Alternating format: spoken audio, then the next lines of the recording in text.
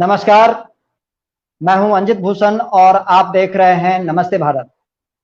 आज हमारा पूरा भारत जो है चाइना से की जो हरकत हुई है, चाइना के माध्यम से जो बॉर्डर पे झगड़े किए गए हैं, उससे आक्रोशित है।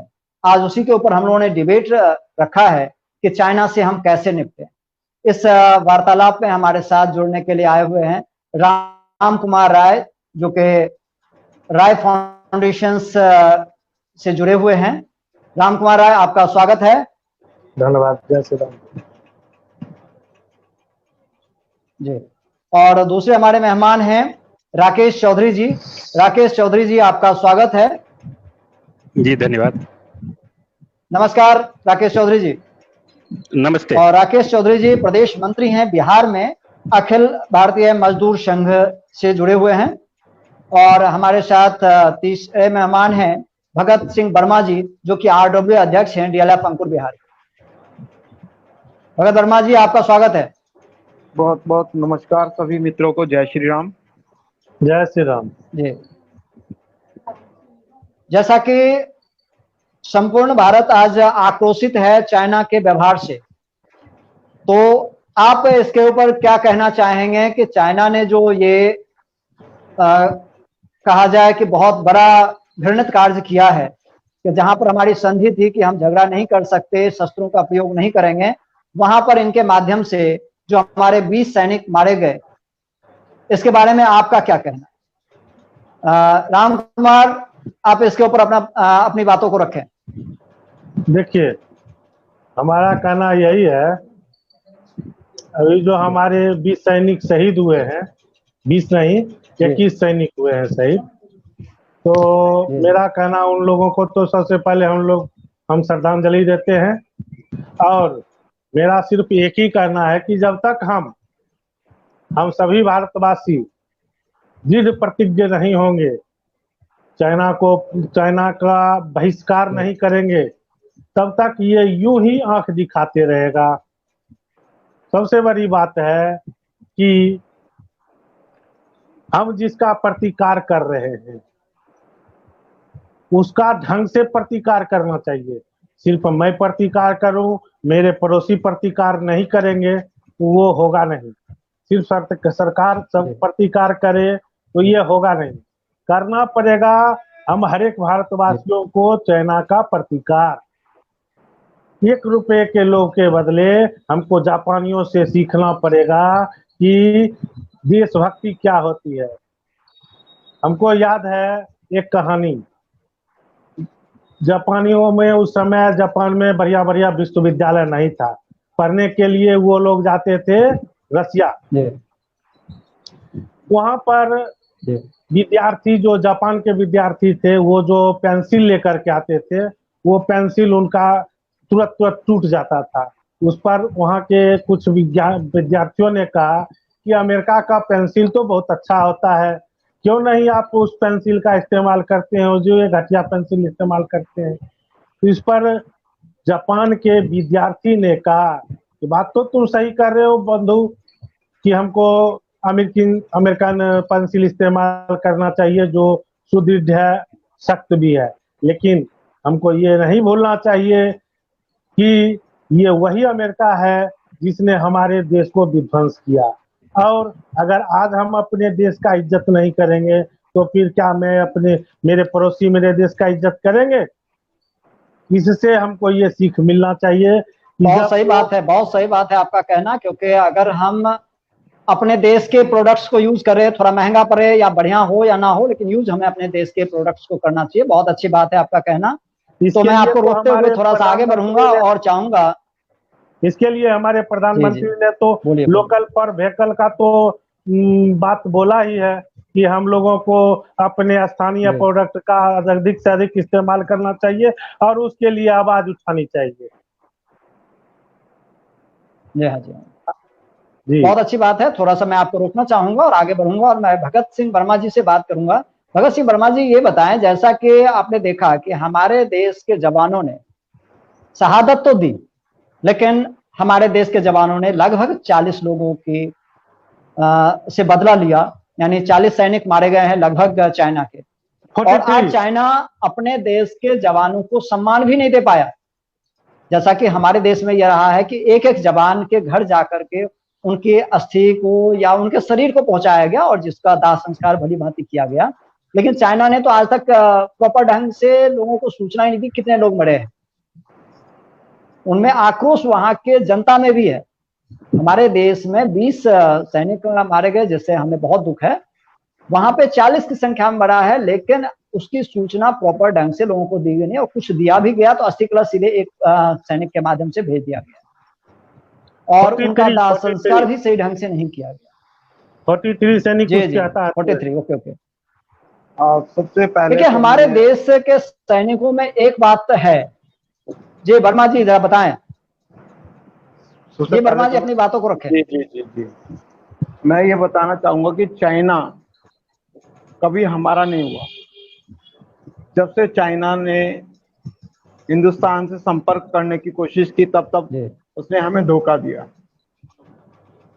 जब हिंदुस्तान आजाद हुआ 1948 के अंदर, जी तब से लेकर आज तक चाइना की दृष्टि हिंदुस्तान को हड़पने की रही, हिंदुस्तान को अपने कब्जे में करने की रही। जी खासतौर से जो हिंदुस्तान की सीमा है, लेह लद्दाख, डोकलाम, ग्वालियर, ऐसी जो सीमाएं हैं पूरी, उनको उसने हड़पने की इसलिए कोशिश करी कि वहां से वो पूरा का पूरा हिंदुस्तान पे कब्जा कर सकता है, आक्रमण कर सकता है।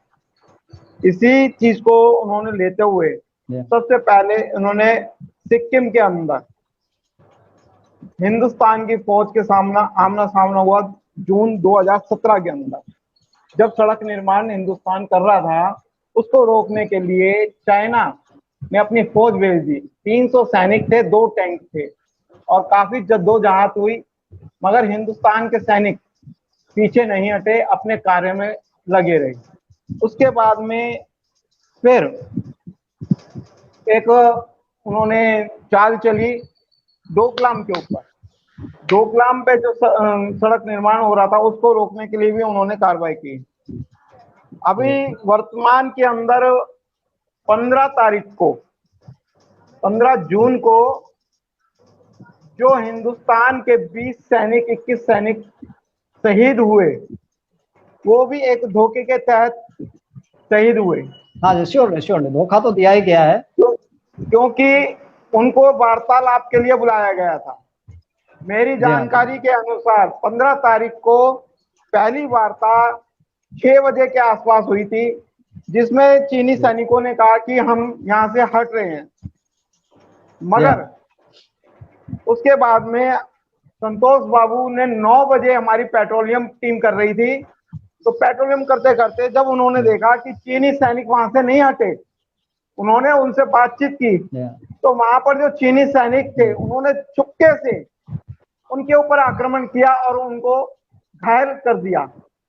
इस चीज को देखते हुए भारतीय सैनिक उन्हें उनसे बदला लिया और उनके 43 सैनिक, बतलाते हैं 43 सैनिक, मेरी दृष्टि में 55 सैनिक थे उस समय मेरे दृष्टिकोण से, और जो कुछ दूसरे चैनल खबर दे रहे थे 55 सैनिकों की चाइना के जो मारे गए थे।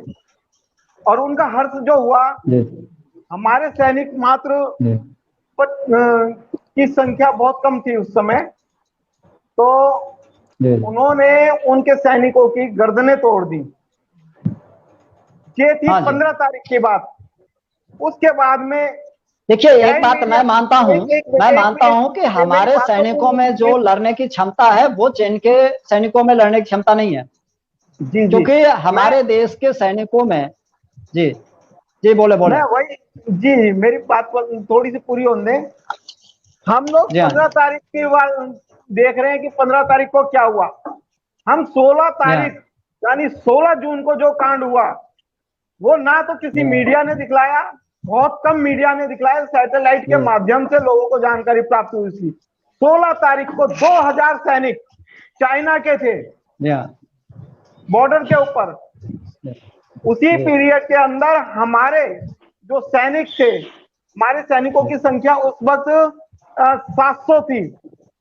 700 सैनिकों ने 16 तारीख को रात में उनके ऊपर उनसे फिर वार्तालाप की और हाथापाई हुई। आपको मेरा जो विश्वास है, उस 16 तारीख को कम से कम 1000 सैनिक चाइना का मारा गया, जो कि किसी भी मीडिया ने दिखलाया नहीं, सिर्फ सैटेलाइट के माध्यम से कुछ पता चला, और उसको अभी तक ना तो चीन ने घोषित किया ना हिंदुस्तान ने घोषित किया। बड़े दुर्भाग्य की बात है कि इतना बड़ा कांड होने के बाद में लगभग 1000 सैनिक मारा गया चाइना का, उसको नहीं दिखाया जा रहा। चीनी सैनिकों ने हेलीकॉप्टर के माध्यम से उनको ढूंढने की कोशिश की, उनकी लाशें उठाने की कोशिश की, मगर जो नदी थी वहां पर, उस नदी के अंदर वो सैनिक मरते गए और उनको डालते गए और वो बहते गए। उनको ढूंढने की कोशिश करी चाइना ने, अभी तक ढूंढ रहा है। आपने देखा होगा कि उनके ताबूतों की संख्या, एक मैंने मीडिया चैनल पे देखा था, इंग्लिश चैनल था, तो मैंने उस पर देखा कि कम से कम नहीं तो उस चैनल पे 600 ताबूत, 600 650 मेरे को नजर आ रहे थे, इतनी लंबी लाइन लगी हुई थी, तो जो दिखलाया नहीं। फिर उसके बाद में चलिए, कोई बात, बहुत अच्छी बात आपने बताई। जी जी। चीन ने उनको श्रद्धांजलि सभा के अंदर जो उनके जिंगजोंग है वो थे, और उनकी आर्मी का जो अधिकारी है जो इस वक्त वहां पर मौजूद था, वो भी उन्होंने उनको वहां पे विसर्जन जला दिया, जो भी उनके में होता होगा। उनकी हड्डियां उनके घर वालों को तक नहीं दी गई, बड़े शर्म की बात है। और हिंदुस्तान के जो 20 सैनिक मारे गए, उनको पूरे राजकीय सम्मान के साथ में भारतीय सरकार ने उनको सौंप दिया।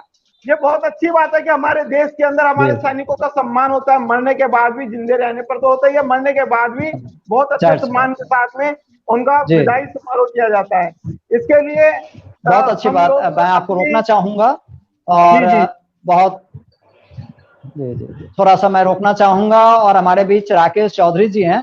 राकेश चौधरी जी, बिहार से आप बिलोंग करते हो, बिहार में भी कई सैनिक वहां पर हमारे शहीद हुए हैं गलवान घाटी में, तो आप बताएं। जी जी बताएं, क्या आपने देखा, क्या स्थिति है?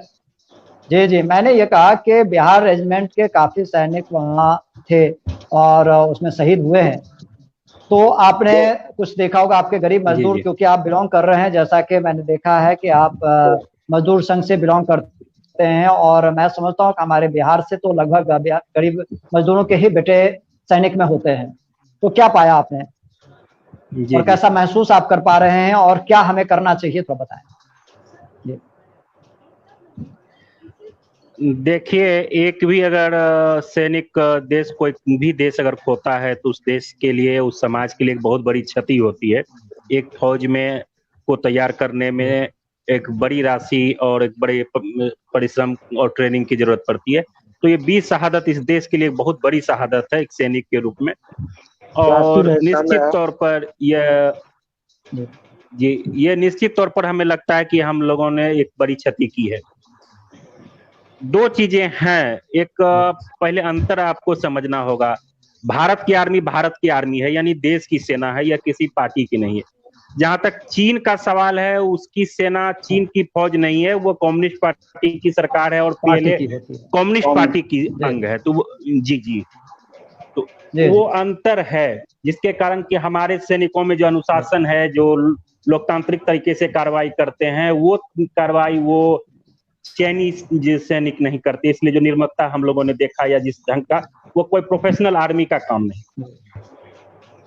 नहीं होता। जी। अब जैसा कि हमने देखा है कि हमारे सैनिकों को जो प्रॉपर ट्रेनिंग दी जाती है, उस प्रकार की कोई ट्रेनिंग भी उन लोगों के पास नहीं होती। उनमें संख्या बल में ध्यान दिया जाता है, और हमारे यहाँ कौशल बल पे ध्यान दिया जाता है। क्या इससे सहमत हैं आप? जी बिल्कुल। आप देखें तो जब भारत आजाद हुआ तो भारत ने पहली लड़ाई पाकिस्तान से लड़ा, फिर हमने 1962 में लड़ाई लड़ी, और आज उससे लेकर के भारत की सैनिक कहीं ना कहीं देश के किसी कोने में प्रत्येक दिन लड़ाई लड़ रही। तो यह एक प्रोफेशनल आर्मी है, दुनिया के किसी कोने में लड़ सकती है। और चीन 1962 के बाद दुनिया के किसी देश से इनकी लड़ाई नहीं हुई। तो उनके हथियारों का, उनके फौज का जो वो समाज में दुनिया को दिखा रहे हैं, तो वो उनकी युद्ध की शैली नहीं है। वो युद्ध में कितने कारगर होंगे, वो सिर्फ दिखावे की फौज है। जबकि भारत ने दुनिया को दिखाया है कि हम विपरीत परिस्थितियों में लड़ सकते हैं। नहीं राम इसके कुमार जी बाद बताएं। मैं एक सेकंड मैं इनको एक चीज, और वियतनाम के साथ में लड़ाई लड़ी, हार गया। हिंदुस्तान के साथ में लड़ाई लड़ी 1979 में, जी हाँ जी हाँ, 1967 में भी हार गया। जी हाँ, जी उसके बाद में 1990 में भी उन्होंने आक्रमण किया, उसमें भी हार गया। फिर उसके बाद में ताइवान, हांगकांग जो उसके नजदीकी हैं, उनके अंदर देखिए कितना विद्रोह पैदा हो रखा है। और आपको एक चीज और बता दूं कि 1990 में एक राजीव गांधी के साथ में इनका एग्रीमेंट हुआ था कि कोई गोली नहीं चलेगी, मगर उसके बावजूद भी चाइना की तरफ से गोली नहीं चली। कई बार सीजफायर का उल्लंघन हुआ। कटीले तार लकड़ी के अंदर बांधकर हिंदुस्तानी सेना के ऊपर उन्होंने आक्रमण किया। उसके बाद में पत्थरों से मारा गया। कई दफे उन्होंने ऐसा उल्लंघन किया है, बेहद शर्मनाक। अभी वर्तमान में आप देख लीजिए ना, दरबंग घाटी के अंदर क्या हुआ था। 100 किलोमीटर का जो इलाका है वो हमारे अंदर में आता है, उसके बाद भी हमारे क्षेत्र में घुसकर उन्होंने किया। अब पार्ट 1, पार्ट 2, पार्ट 3, पार्ट 4 के ऊपर चाइना ने अब कब्जा कर रखा है, जिसके पीछे ये लड़ाई हो रही है। पार्ट 4 में भी पीछे हटने की बातचीत हुई हमारे कमांडर के साथ में, जब मीटिंग हुई थी कमांडरों के साथ में, तो हम पार्ट 4 से हट जाएंगे। मगर कुछ समय बाद 3 दिन में, जब 3 दिन बाद फिर दोबारा से उसने वहां पर पार्ट 4 पर कब्जा कर लिया। अब वहां पर उसके तंबू भी लगे हुए हैं और क्या नाम, वहां पर उसके टैंक भी हैं। उसी को देखते हुए हिंदुस्तान की सेना ने 45,000 सैनिक भेजे हैं, टैंक भेज दिया, एयरफोर्स के हमारे हवाई जहाज वहां पे तैनात कर दिए। चीन से हम दबने वाले नहीं है। हमें चीन का एक तो सामाजिक बहिष्कार करना बहुत जरूरी हो गया है। वर्तमान स्थिति देखिए कि पूरे देश के अंदर हाहाकार मचा हुआ, चीनी सामान को हम यहाँ से तोड़ रहे हैं, फोड़ रहे हैं, जला रहे हैं, उसकी होली जला रहे हैं। जैसे कि 1942 के अंदर अंग्रेजों के हमने कपड़े जलाए थे, आज वही स्थिति हमारे देश के अंदर है। आज हम चाइना का पूरा विरोध किया जा रहा है। बहुत अच्छी बात। चाइना का जो सामान है उसको जला रहे हैं, तोड़ रहे हैं, फोड़ रहे हैं, उसका विरोध कर रहे हैं हमारा तो। और इस वक्त बंदरगाह के ऊपर जितना भी माल आया हुआ है चाइना का, मैं अपनी इस गवर्नमेंट को अप्रिशिएट करता हूं, धन्यवाद देता हूं कि वो सारा का सारा माल वहां पे रोका हुआ है। महाराष्ट्र गवर्नमेंट, जबकि वो दूसरी अब विचारधारा की बन चुकी है, मगर उसने भी वहां पर कोई भी वहां का जो माल आया हुआ उसे नहीं ले रहे, एक्सेप्ट नहीं कर रहे हैं। इसी तरह से दिल्ली के हमारे जो केजरीवाल सरकार है, उसने भी वहां पर जो सामान आया हुआ है उसके ऊपर रोक लगा रखी है। यूपी सरकार ने तो बिल्कुल घोषणा ही कर दिया है कि चाइना का कोई सामान ना ही तो बिकेगा और ना ही कोई खरीदा जाएगा। बहुत अच्छा। मैं कहता हूं कि इस वक्त की वर्तमान जो सरकार है देश हित के लिए कार्य कर रही है। कहीं यही सरकारें, दूसरी सरकारें हिंदुस्तान के हित में कार्य करती, आज ये स्थिति पैदा नहीं होती कि हम अपने बैंक अकाउंट के अंदर पैसा मंगा रहे हैं। ये कौन सी पद्धति है? जैसा कि हमने देखा था 43,000 वर्ग किलोमीटर कांग्रेस शासन काल में कब्जा किया गया था। राजीव गांधी फाउंडेशन के अंदर पैसा जमाने की क्या जरूरत थी? मेरे को एक बात बताइए, उसके अंदर क्या क्या काम था उस पैसे को मंगाने का? जबकि वो प्रधानमंत्री को उसका पैसा था, देश का पैसा था, देश के सैनिकों का पैसा था। वो पैसा कहाँ गया? कांग्रेस के खाते में चला गया अपने निजी फायदे के लिए। ये राम कुमार जी कुछ कहना चाह रहे हैं, तो मैं चाहूंगा भगत वर्मा जी, मैं रोकना चाहूंगा आपको। जिसने देश राम कुमार जी कुछ कहना चाह रहे हैं, बताएं। देश की सरकार का पैसा अपने हित के अंदर ले लिया। भगत वर्मा जी थोड़ा सा रुके और राम कुमार जी कुछ कह रहे हैं जी। मेरा कहना ये है कि भारत की जो सेना है वो अपना शौर्य प्रदर्शन करती है, लेकिन जो चीन की सेना है वो अपना संख्या बल का प्रदर्शन करती है। पहले जिस समय, अभी 15 जून से पहले की बात है, 15 जून से पहले सैटेलाइट शो करता है, एमएस शो करता है, उसमें हमारा वहां पर इक्के दुक्के सैनिक रखवाली के लिए खड़े थे, जैसा रहना चाहिए as per agreement by Congress government to with China. लेकिन उस कल होकर के 16 तारीख को उसके वहां पर मतलब कहिए कि 150 से ऊपर सैनिक थे और 150 से ऊपर गाड़ियां थी। तो उसके बाद उसमें क्या हुआ कि उन लोगों ने उस दिन 21 तारीख के जिस दिन रात में मतलब मारपीट हुई थी, उस दिन उन लोगों ने अपने कराटे के चैंपियंस को वहां भेजा था, क्योंकि चीन के जो सैनिक है वो चीन के नहीं, कम्युनिस्ट पार्टी के सैनिक है, वो हायर किए हुए सैनिक है, हायर किए हुए लड़ाके। तो आप समझते ही होंगे, आप अपने लिए अगर जो गार्ड नियुक्त कर लेंगे तो हायर किया हुआ ही गार्ड कहलाएगा, वो तो गवर्नमेंट का गार्ड होगा नहीं। उन लोगों ने हमारे सैनिकों की हत्याएं की, उसके बाद हमारे सैनिक क्रुद्ध हो गए, और उसके बाद तो फिर मत पूछिए उन लोगों ने क्या किया। उसके बाद से हम लोगों ने भी उसके बराबर संख्या बल पुराना शुरू किया। अब बताता हूं कि चीन ने आज तक एक भी लड़ाई नहीं लड़ा। उसने ताइवान के साथ 1969 में और 90 में लड़ाई लड़ी, दोनों में उसमें उसको ताइवानों ने मतलब क्या कहिए, बोलना बेकार है, का सामना करना पड़ा। वो दुर्दशा उसने किया। अभी हांगकांग को उसने मतलब जिस समय ब्रिटिश उसको छोड़ करके जा रहे थे, तो उन लोगों ने उसको मतलब बोला था कि अभी 50 साल के लिए इसको एज इट इज रहने दीजिए, जो इसका मतलब वन नेशन टू थ्योरी, उस समय ये एग्रीमेंट हुआ था, इसको स्वायत्तता दी जाएगी। जिस तरह से चीन ने तिब्बत को, जिस तरह से चीन ने मंगोलिया को हड़पा है, चीन का नहीं, कम्युनिस्ट पार्टी का बोलिए, एक तरह से हड़प नीति है। आज जो देख रहे हैं हमारा जो स्थिति है लद्दाख में, वो ड्यू टू हमारे एक मतलब बोलना तो नहीं चाहिए लेकिन बोलता हूँ, कांग्रेस पार्टी के चलते। कांग्रेस पार्टी के जो हमारे प्रथम प्रधानमंत्री थे, उन लोगों ने उस प्रधानमंत्री ने उसको दान में दिया था। वो 43,000 वर्ग मीटर जो आप क्षेत्र बोल रहे हैं, 43,000 किलोमीटर का क्षेत्र, वो अक्साई चीन जो अभी है वो कभी भारत का हिस्सा था। उसको उन्होंने 62 के युद्ध में बिना मतलब के उसको दान में दे दिया। जैसे उसने पीओके गिलगित बाल्टिस्तान को दे रखा है, उसी तरह से उसने इसको भी दे दिया उसको दान में।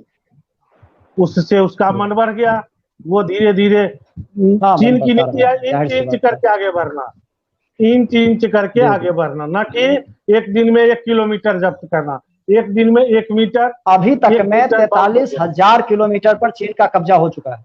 जी एकदम 100% रिकॉर्ड बता रहे हैं। 43,000 वर्ग किलोमीटर, लेकिन वो गिलगित बाल्टिस्तान ये अक्साई चीन है।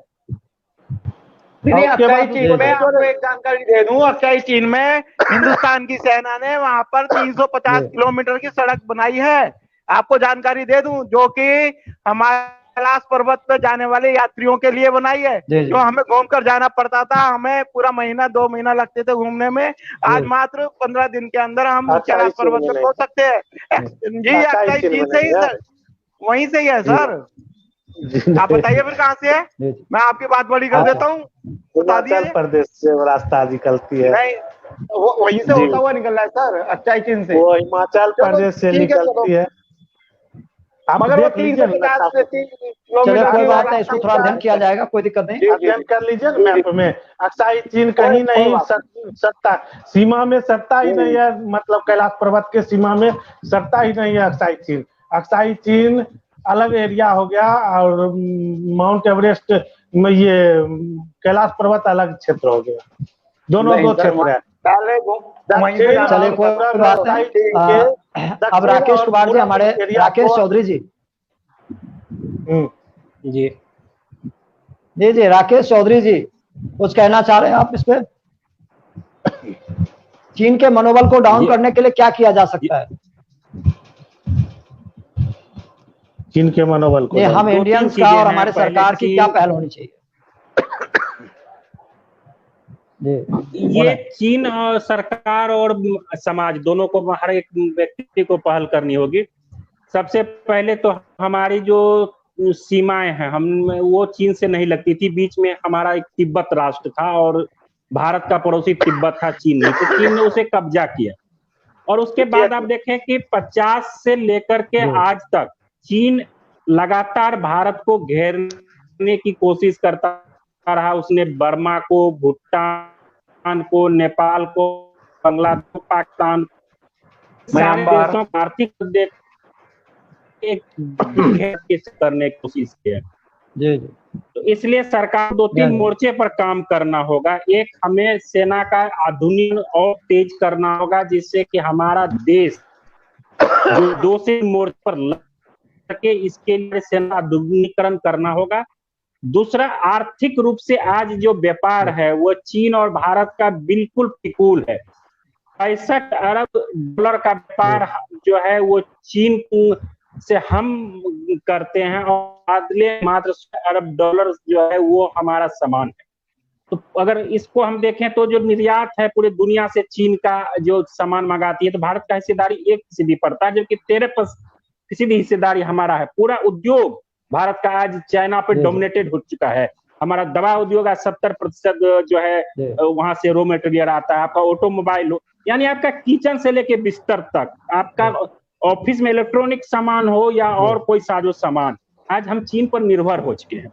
तो हमें 2-3 चीज करना होगा। ये जो आर्थिक बहिष्कार है, हम चीन के साथ एक झटके में नहीं कर सकते। तो हमें पहले उन गैर जरूरी उत्पाद जिसका कि हम भारत में निर्माण हो सकता है और हो रहा है, वो हम लेंगे। जैसे कि हम इलेक्ट्रॉनिक झालर नहीं लेंगे, हम मूर्ति गणेश की दीपावली में नहीं खरीदेंगे, हम चाइनीज पटाखे नहीं लेंगे।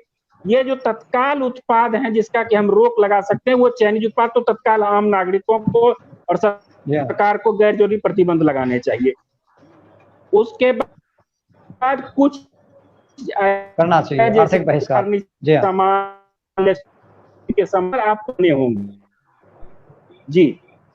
बृहद नीति बनानी के उत्पाद को अपने क्षेत्र में आगे बढ़ना होगा, क्योंकि हम अभी फैक्ट्री में पीछे हैं। तो जब हम एक दीर्घकालीन नीति बहिष्कार का बनाएंगे और उस पर लंबे समय तक काम नहीं करेंगे, तो फिर हमें जो है चीन को नहीं बैकआउट कर सकते। और सरकार के साथ साथ एक आम नागरिक को कहा, हमारा जो राष्ट्रवाद है वो लंबे समय तक रहना चाहिए, हमारी देशभक्ति रहना चाहिए।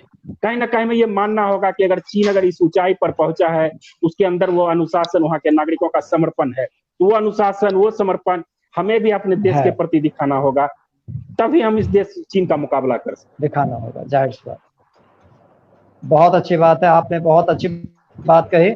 और कहूंगा कि भगत वर्मा जी अधेराम कुमार बात को रखेंगे कि हम कैसे चीन को सबक सिखाएं। जी जी, हम कहना ये चाह रहे हैं कि बोले हम गवर्नमेंट तो रोक नहीं सकती है किसी भी कंपनियों को भारत में आने से, as per world trade WTO के कारण।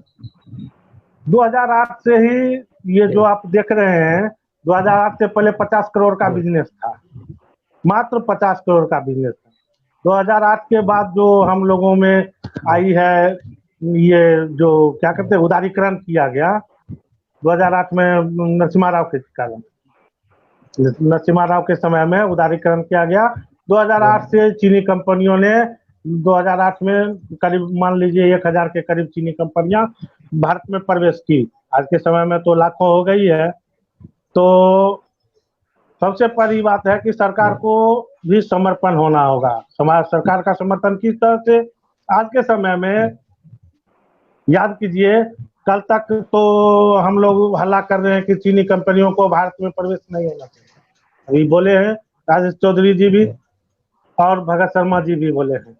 लेकिन सबसे बड़ी बात है कि महाराष्ट्र की उद्धव सरकार वही काम कर रहा है जो 1757 में मीर जाफर ने किया था। 1757 में आपको मालूम होना चाहिए, मीर जाफर नाम का एक उपद्रवी स्वार्थी इंसान पैदा हुआ था कलकत्ता में, बंगाल में। उसी के चलते सिराजुद्दौला मारा गया। आज वही काम महाराष्ट्र का उद्धव सरकार कर रहा है। महाराष्ट्र के उद्धव सरकार ने चीनी कंपनियों को न्योता भेजा है, जबकि भारत की सरकार चीनी कंपनियों को बैन कर रही है, तो महाराष्ट्र की उद्धव सरकार चीनी कंपनियों को न्योता भेज रहा है। किस कारण से भेज रहा है? क्या तो अभी मामला लंबित हो गया है, चीन से लड़ाई स्थगित हो गई है इसके नाम पर। क्या ये बात सही होना चाहिए? ऐसा होना चाहिए। लेकिन हाँ, सरकार तो इस तरफ ध्यान दे, केंद्र की सरकार इस अभी तरफ तो ध्यान संधि दे। की कोई बात ही नहीं बनती। संधि की बात जी। नहीं, पर फिर उद्धव सरकार ये कैसे बोला? चलिए, मैं उद्धव भगत सरकार सिंह ने वर्मा जी न्योता की तरफ क्यों चलना दिया? चाहूंगा। दूसरी बात राम कुमार भगत वर्मा जी की तरफ चलना चाहूंगा। थोड़ा सा वक्त का अभाव है जी। चलो 1 मिनट और, 1 और मिनट बोलिए। जी जी, चले बोलिए जी, बोलिए बोलिए। दूसरी बात है कि हम अपने घर के मोर्चे बोलिए राम पर कुमार जी। हमको, आपको, राजेश जी को, भगत जी को, यानी पूरे हिंदुस्तान, पूरे भारतीयों को ये करना पड़ेगा कि हम घर के नमक खाएंगे लेकिन चीन की मीठी रोटी नहीं खाएंगे। अगर इस पर विश्वास करेंगे तो निश्चित है भारत बहुत विश्व गुरु एकदम सही बनेगा। कहा आपने, ये हमें ध्यान रखना पड़ेगा। हम्म। जरूर जरूर, आर्थिक जिससे बहिष्कार आवश्यक है। जय भगत वर्मा अभी जी, आप 1 मिनट का समय लेते हुए अपनी बात को रखेंगे कम शब्दों में। सबसे जी, पहले थोड़ा समय का अभाव है भगत वर्मा जी। जैसे कि राम कुमार जी ने कहा कि घर के अंदर उसका बहिष्कार करना चाहिए। पूरी रसोई का जो सामान है और इलेक्ट्रॉनिक सामान है, आप बिलीव करना, मेरे घर में चाइना का कोई सामान नहीं है। एक आध में भूल से कोई आ गया हो तो कह नहीं सकता।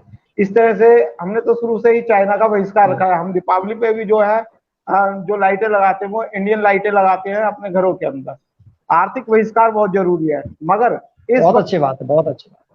मगर इस वक्त मैं ये समझता हूं कि अमेरिका जो है हिंदुस्तान के साथ में सहयोग करके एक बहुत बड़ा रोल अदा कर रहा है हिंदुस्तान को सपोर्ट करके। क्योंकि अमेरिका ने स्पष्ट कर दिया है कि मैं भारत के साथ हूं।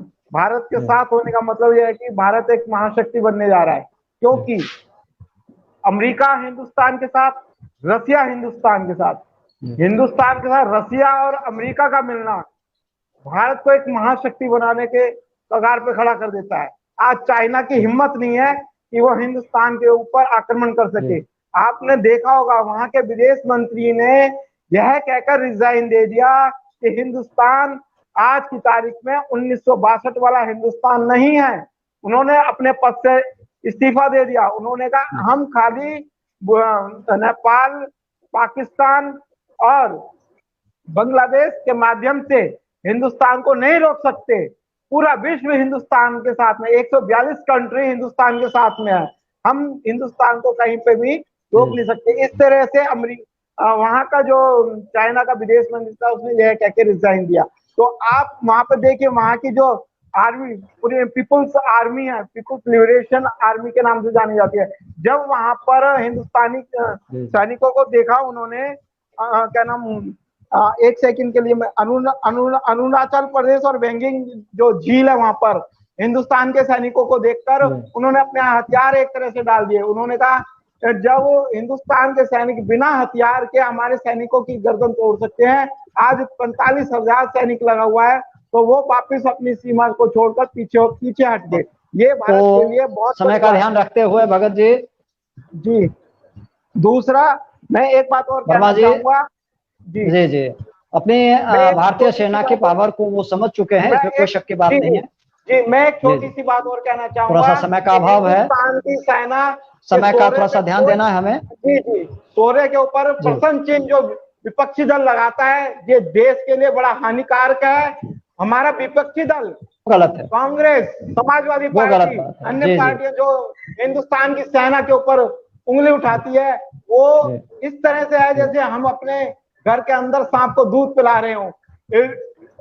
मेरा बस चले तो इन पार्टियों के ऊपर हिंदुस्तान के विरोध के अंदर इनके ऊपर केस चलाऊं, मगर इनके रोकथाम के लिए सरकार को कुछ करना चाहिए। जो हिंदुस्तान के विरोध में बोले उनके ऊपर केस करने चाहिए, उनको उठा के जेल में बंद करना चाहिए। आज हमारी सेना इतने शौर्य के साथ लड़ रही है और ये हमारी सेना का शौर्य गिरा रहे हैं, हमारी सैनिक शहीद हो रहे हैं और ये मजाक उड़ा रहे हैं। जरूर कुछ पार्टियों के तरफ से पाया गया कि जरूर इस बात को मैं मानता हूं कि जी जी, मैं मानता हूं कि कांग्रेस हो या वामपंथी हो, जो कि हमारे सैनिकों का मनोबल बढ़ाने के बजाय ये लोग हमारी सरकार से सवाल जवाब कर रहे हैं, जबकि इन्हें विरोध करना चाहिए चाइना का। तो अब क्योंकि समय का प्रभाव है पार्टी ने और कांग्रेस पार्टी ने आपने एक चीज और देखा होगा, जब राफेल खरीदा जा रहा समय था, का थोड़ा कितना अभाव है कमांडर- वर्मा जी कितना कमांडर खड़ा कर दिया था इन लोगों ने। वर्मा जी थोड़ा आज मैं अब वही रोकना राफेल चाहूंगा आपको। जी जी जी, ठीक है सर। वर्मा जी थोड़ा मैं रोकना चाहूंगा आपको, और लास्टली मैं ये सरकार से अनुरोध हमारा रहेगा कि कुछ चीजें हैं जिस पर सरकार को भी ध्यान देना पड़ेगा, सोचना पड़ेगा। क्योंकि हम जिस जगह पे लड़ाई लड़ने की बात कर रहे हैं वहां पर हम लंबे अरसे तक अपने सैनिक को रख भी नहीं सकते। वहां संभव नहीं है कि हम अपनी सैनिक को, जितनी सैनिक आज हमने डाल दिया, क्या उतना सैनिक हम रोज रख सकते हैं? नहीं रख सकते। इसलिए हमें कुछ ना कुछ चेंजिंग करनी पड़ेगी, और चेंजिंग में जैसा मैं मानता हूं कि वहां सर्विलांस सिस्टम को बढ़ाना पड़ेगा, यानी कि हमें यह पता चल जाए वहां कोई एंट्री कर रहा था हमें तुरंत पता चले, ऐसी कोई सिस्टम हो, रडार का ज्यादा प्रयोग हो, नाइट विजन कैमरे का ज्यादा प्रयोग हो, जिससे हमें वहां दूर से हम उस चीज को देख सकें। दूसरा चीज है, हमारी वहां पर टेलीफोन्स नहीं चल पा रहे हैं, हमें उसका प्रबंध करना पड़ेगा कि वहां हमारा सिस्टम ऐसा हो जिससे वहां पे मोबाइल्स चलें, जिससे कि आसानी से कम्युनिकेशन बन सके। दूसरा चीज यातायात की व्यवस्था हो। अगर मान लो वहां हमें आज जरूरत पड़ रही है कि भाई 20,000 सैनिक चाहिए, आज तो चाहिए, और वो हम 8 घंटे में वहां प्रोवाइड कर सकते हैं, 4 घंटे में प्रोवाइड करें। जब तक यातायात की व्यवस्था नहीं होगी हम सैनिक को वहां तक ले नहीं जा सकते। तो हमारा यही रहेगा सरकार से, जी सरकार से हमारा अनुरोध यही रहेगा कि वहां पर सैटेलाइट सिस्टम और संचार की व्यवस्था को मजबूत करें, और जी और देश के नागरिकों के लिए यहाँ पर आत्मनिर्भर बनाएं। जी बोलें। मैं ये कहना चाह रहा था, चीन को यही तो डर सता रहा है कि हिंदुस्तान सड़क का निर्माण कर रहा है, क्योंकि 1962 की जो जंग हमारे थे, तो हमारे सैनिकों के पास में रसल नहीं पहुंच पा रही थी, हमारा ना तो तोप पहुंच पा रही थी, ना ही हमारे क्या नाम सेना पहुंच पा रही थी, क्योंकि सड़क का निर्माण नहीं था। यही मैं कहना चाह रहा था, सरकार से हमारा यही अनुरोध है कि हमारे देश को आत्मनिर्भर बनाने में जो कंपनियां काम कर रही हैं उन्हें सपोर्ट किया जाए, जिससे कि हम लोग वहां पर आज हम अपना एयरपोर्ट बना चुके हैं, हेलीपैड बना चुके हैं, और अपने क्या नाम तोप जो हमारी यहाँ वहां पे वो खड़ी हुई हैं, मिसाइल्स खड़ी हुई हैं। चीन इसीलिए तो घबरा रहा है। बहुत अच्छी बात है। अब क्योंकि कुल मिला के हमें आत्मनिर्भर बनना पड़ेगा, हमारे सैनिक बनाना पड़ेगा। ये 3-4 बातें हैं जिस पर ध्यान देने की आवश्यकता है, और सामाजिक रूप से हम चाइना का बहिष्कार करें, ये आवश्यक है। तो इसी के साथ हम कार्यक्रम को समाप्त करते हैं, और फिर इस चर्चा में हम दोबारा भविष्य में शामिल होंगे। जय हिंद, जय भारत, नमस्ते भारत। जय हिंद। यदि अभी तक आपने नमस्ते भारत चैनल सब्सक्राइब नहीं किया है तो सब्सक्राइब करें और घंटी का बटन दबा दें, जिससे आने वाले वीडियो का नोटिफिकेशन आपको मिलता रहे।